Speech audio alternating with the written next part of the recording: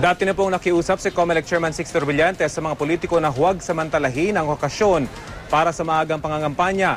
Sa Twitter account ni Brillante, sinabi niyang hindi dapat haluan ng politika ang paggunita ng undas. Pero sa iba pang sementeryo, nagkalat din ang mga tarpaulin ng iba pang politiko.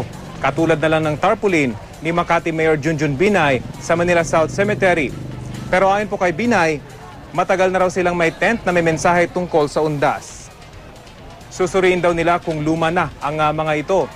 Sa sementeryo naman sa Pasig, dalawang malaking toldang may pangalan ni Mayor Bobby Eusebio ang bubungad sa mga dumadalaw.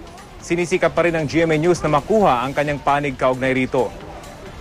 May tarpaulin din sa sementeryo si Councilor Shalani Soledad Romulo at may tolda namang may pangalan si Mayor Sherwin Gatchalian. Ayon kay Soledad Romulo, noon pa man ay nakagawian na nila ang paglalagay ng pagbati tuwing undas. Giit naman ni Gatchalian, hindi siya nagpagawa ng tolda, kundi ang mga pulis sa lugar.